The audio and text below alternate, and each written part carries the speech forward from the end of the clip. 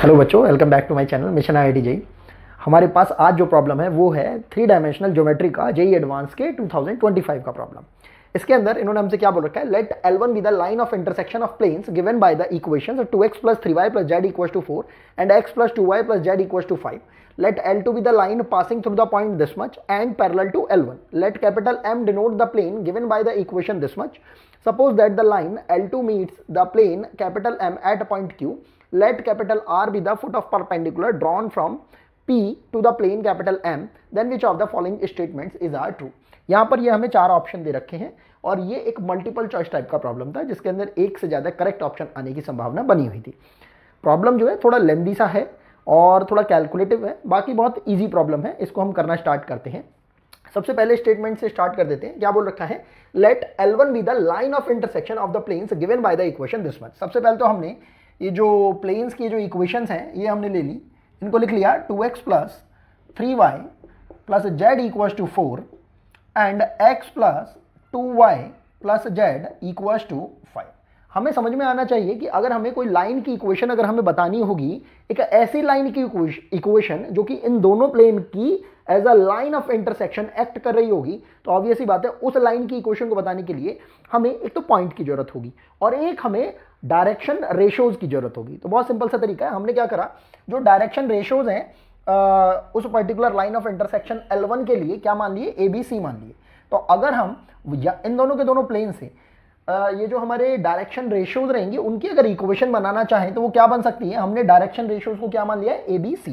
तो वो कितना हो जाएगा हमारे पास, 2a + 3b + c = 0 and a + 2b + c = 0। यहां से अगर हम डायरेक्शन रेशियोज को अगर निकालना चाहें तो बहुत सिंपल से तरीके से हम निकाल सकते हैं, a = b = c करके, और बेसिक मेथड के अकॉर्डिंगली अगर हम a के लिए निकालते हैं तो कितना हो जाएगा, 3 - 2, b के लिए हो जाएगा 2, ये हो जाएगा 2a एंड a, हाँ तो ये हो जाएगा आपके पास 1 - 2, और c के लिए हो जाएगा हमारे पास 4 - 3, और ये कितना आ रहा है हमारे पास, a/1 = b/-1 एंड c/1। तो अगर हम देखें डायरेक्शन रेशियोज जो हैं बेसिकली हमारे लिए आ जाएंगे 1 - 1 एंड 1। अब हमें इस L1 के लिए एक पॉइंट की और जरूरत पड़ेगी। उस पॉइंट को हमें किस तरीके से कैलकुलेट करना होगा, वैसे तो देखिए हमें यहाँ पर ये दो प्लेन की इक्वेशन दे रखी है, इन दोनों का ही यूज करके हम अपना एक पॉइंट लेकर आ सकते हैं इस इंटरसेक्टिंग लाइन L1 के लिए। वो कैसे लेके आ सकते हैं, बहुत सिंपल सा तरीका, हम ऑलमोस्ट बोर्ड के लेवल पर भी ऐसा सही करते हैं। हम क्या करते हैं, अभी के लिए या तो x को 0 ले सकते हैं, y को 0 ले सकते हैं, z को 0 ले सकते हैं, क्योंकि हम देख रहे हैं z का कोफिशिएंट यहां पर हमारे पास कितना आ रहा है, 1 1 आ रहा है, तो हमने z को ही 0 ले लिया है। अगर हम z को अगर 0 ले लेते हैं तो हमारे पास बनने वाली इक्वेशन कितनी हो जाएगी, 2x + 3y = 4 and x + 2y = 5। इसे अगर हम थोड़ा सिंप्लीफाई करना चाहें, हमने क्या करा, 2 से मल्टीप्लाई कर दिया और सब्ट्रैक्ट कर दिया, तो हो जाएगा माइनस माइनस, और ये भी माइनस हो जाएगा। और हम देख रहे हैं 2x से 2x जब कैंसिल आउट हो जाएगा तो y हमारे पास कैसा बच रहा है, माइनस का y = और ये हो जाएगा 10, और वो भी 10 कैसा आ जाएगा, माइनस का, और ये 4 कैसा हो जाएगा हमारे पास, प्लस का। तो अल्टीमेटली हमारे पास कितना आ रहा है, माइनस का 6 आ रहा है। तो y की वैल्यू हमारे पास कितनी आ रही है, 6 आ रही है। अगर y = अगर 6 हो जाएगा तो हम यहाँ पर रख देते हैं 6 × 3 18। 18 में से अगर हम ये 4 को अगर कैंसिल आउट करते हैं तो कितना हो जाएगा, ये हमारे पास 14, और 14 कैसा रहेगा, माइनस का, तो x की वैल्यू कितनी आ रही है हमारे पास, -7। तो हमारे पास इस L1 की इक्वेशन को लिखने के लिए x भी आ गया, y भी आ गया, जो पॉइंट हमें चाहिए था, और ये z तो हमने अपनी तरफ से एज्यूम ही करा था, और हमारे पास डायरेक्शन रेशियोज भी आ रहे हैं। तो हमने क्या करा, इक्वेशन ऑफ L1 निकाली। तो L1 की इक्वेशन हो जाएगी हमारे पास, ध्यान से देखते हैं, x - x1, और x1 हमारे लिए कितना हो रहा है, -7, तो +7 हो जाएगा, अपॉन डायरेक्शन रेशियोज में a की वैल्यू अपॉन का 1 = y - y1, y1 कितना है 6, अपॉन डायरेक्शन रेशियो b, ये -1, और जेड माइनस जेड वन, ये तो हमारे पास जीरो ही है, तो जेड माइनस जीरो या जेड ही लिख सकते हो आप, अपॉन में इसका डायरेक्शन रेशियो कितना आ रहा है 1। तो ये तो हो गई हमारे पास इक्वेशन ऑफ L1। अब हमें थोड़ा सा और आगे पढ़ने की जरूरत है। इसमें क्या बोल रखा है, let L2 be the line passing through the point this much and parallel to L2। ये तो बहुत इजी बता रखा है, मतलब हमें L2 की अगर इक्वेशन को निकालना होगा तो हमसे क्या बोल रखा है कि वो पैरेलल टू L1 है, तो L1 के डायरेक्शन रेशियो जो है वो इसके लिए यूज हो जाएंगे L2 के लिए, और पॉइंट हमें इसके अंदर बता ही रखा है।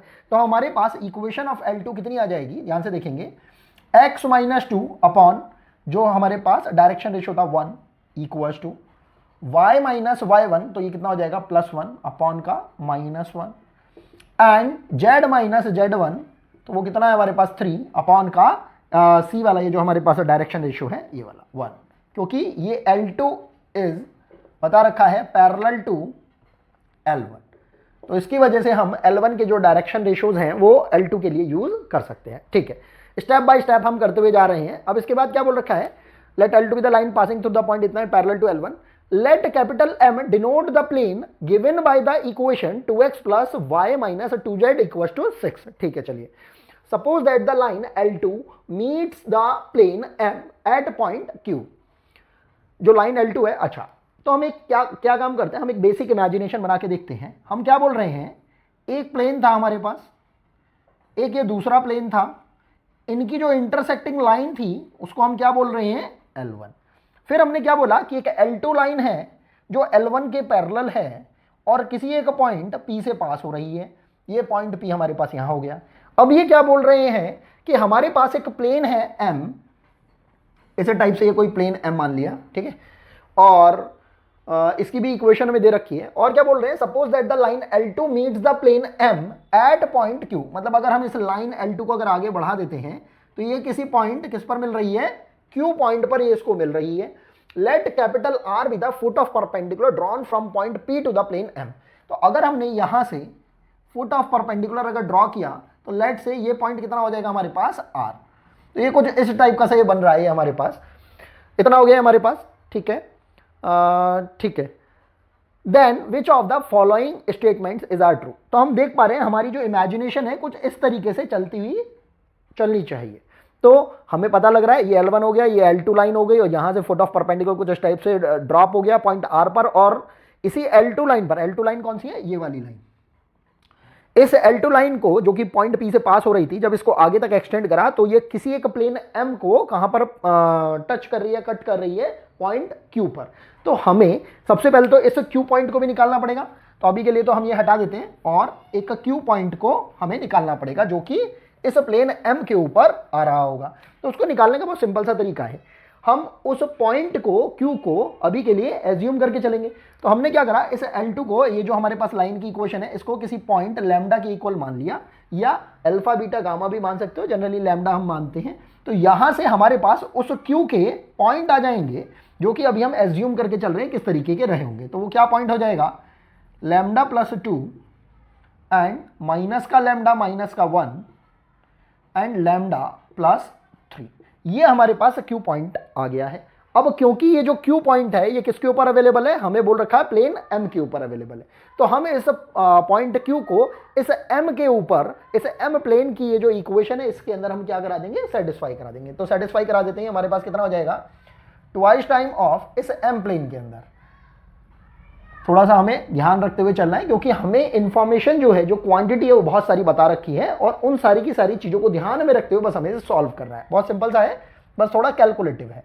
कितना हो जाएगा, lambda +2 twice time of lambda +2 plus minus का लैम्डा माइनस का 1 प्लस ये हो जाएगा minus times of twice time of lambda +3 equals to 6। यहाँ से हमारे पास लैम्डा की वैल्यू आ जाएगी, लैम्डा से हमारे पास Q पॉइंट आ जाएगा। तो ये कितना हो जाएगा, twice time of lambda plus का 4 माइनस का लैम्डा माइनस का 1 माइनस का 2 लैम्डा और माइनस का 6 इक्वल्स टू 6। और ये कितना हो रहा है, 2 लैम्डा से ये 2 लैम्डा हमारा कैंसिल आउट हो रहा है, लैम्डा को हम इधर की साइड ले जाएंगे। अच्छा, ये 4, ये 3 बचा, और 3 - 6, ये माइनस का 3 बचा, और ये इधर की साइड आ जाए, तो लैम्डा इक्वल्स टू हमारे पास आ रहा है माइनस का 9। ये हम समझ पा रहे हैं। तो इस लैम्डा इक्वल टू -9 से हमारे पास क्यू जो कोऑर्डिनेट आ जाएगा, चाहे ऊपर ही लिख लेते हैं हम, कहीं कोई दिक्कत नहीं है, ये हो जाएगा हमारे पास, ध्यान से देखेंगे -9 हुआ तो -9 + 2 ये कितना हो जाएगा -7, ये -9 तो प्लस का 9 तो ये कितना हो जाएगा हमारे पास 8, और -9 प्लस का 3 ये कितना हो जाएगा हमारे पास -6। तो हमारे पास देखो Q पॉइंट हो गया, P पॉइंट हो गया, अभी हमें इसके अंदर एक R पॉइंट और निकालना पड़ेगा। ये क्या बोल रहे हैं, R with the foot of perpendicular drawn from the point P to the plane M। ये भी बहुत सिंपल सा है।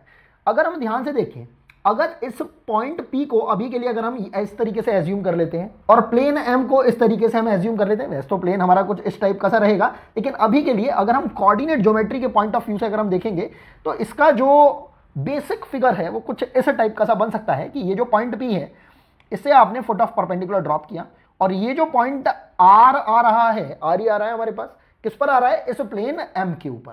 तो हम समझ पा रहे हैं कि इस पॉइंट P को तो भाई हम जानते हैं कितना है हमारे पास, 2 है, -1 है एंड 3 है, और इस R के कोऑर्डिनेट भाई हमें नहीं पता है। तो हम इस R के कोऑर्डिनेट कुछ भी मान सकते हैं, अभी के लिए x y z मान सकते हैं, क्योंकि हमें इस R पॉइंट को निकालना है, प्लेन M के बेसिस पर भाई हमें इसको निकालना है। तो हम ऐसा कर सकते हैं कि किसी पॉइंट से किसी प्लेन के ऊपर जब हम फुट ऑफ परपेंडिकुलर जब ड्रॉप करते हैं तो वो इक्वेशन हमें अगर याद होगी तो हम बिल्कुल डायरेक्ट फॉरवर्ड इसको कैलकुलेट कर सकते हैं। तो अभी के लिए क्या करते हैं, ये जितना भी जो बेसिक ये जो अभी हमने निकाला है इसको अभी हम रब कर देते हैं।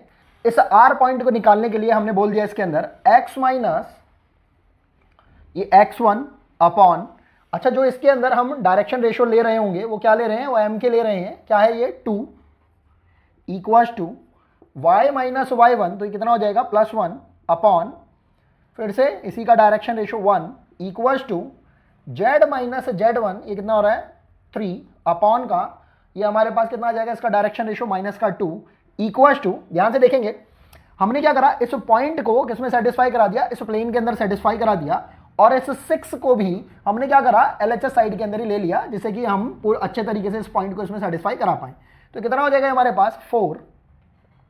अच्छा ध्यान आएगा कि यहां पर पहले भी हम क्या लगाते हैं, माइनस का साइन लगाते हैं, तो माइनस टाइम्स ऑफ, इसे थोड़ा ढंग से लिखते हैं, तो ये कितना हो जाएगा हमारे पास माइनस टाइम्स ऑफ, और हमने क्या करा इस पॉइंट को क्या करा इसके अंदर सेटिस्फाई करा दिया, और इस 6 को हमने क्या कर लिया LHS में रख लिया। ये हो जाएगा हमारे पास 2 × 2 4 माइनस का 1 एंड माइनस का 6, और वो जो 6 है जब LHS में लेके आ जाएंगे कितना हो जाएगा -6 एंड होल अपॉन में हम क्या करते हैं स्क्वायर करके ऐड कर देते हैं इसके ये जो कोफिशिएंट्स हैं, हो जाएगा 4 + 1 + 4, इसको थोड़ा सिंप्लीफाई कर लेते हैं, कितना आ रहा है हमारे पास, देखो 6 और 6 12 माइनस का, और ये -13 -13 और प्लस का 4 -9 माइनस माइनस प्लस का 9, और ये अपॉन में 9 आ रहा है, तो वैल्यू कितनी आ रही है 1 आ रही है, तो इक्वल टू 1 वैल्यू आ रही है। तो यहां से हमारे पास R पॉइंट के जो कोऑर्डिनेट हैं वो आ जाएंगे। R पॉइंट के कोऑर्डिनेट निकालने के लिए हमने इसको एक बार और लिख लिया, x - 2 अपॉन का 2 y + 1 अपॉन का 1 एंड z - 3 अपॉन का -2। तो यहाँ से R के कोऑर्डिनेट आ गए हमारे पास, ध्यान से देखेंगे ये 2 हो गया, 4 आ गया एंड 1 -1 ये 0 हो गया, एंड यहाँ से हो जाएगा -2 प्लस का 3 ये कितना आ जाएगा 1 आ जाएगा। यहाँ से हमारे पास R के कोऑर्डिनेट भी आ गए हैं, R आ गया है, P भी था हमारे पास, P ये रहा हमारे पास, एंड Q के कोऑर्डिनेट भी आ गए थे हमारे पास, ये रहे हमारे पास Q के कोऑर्डिनेट। अगर हम ध्यान से देखेंगे हमसे पूछ रखा है the length of the line segment PQ is 9√3, तो हम PQ की वैल्यू को निकाल सकते हैं P एंड Q। तो अगर हम अपने फर्स्ट ऑप्शन की तरफ अगर फॉरवर्ड करते हैं, अगर चलते हैं, मूव करते हैं, तो PQ लेंथ हमारे पास आ जाएगी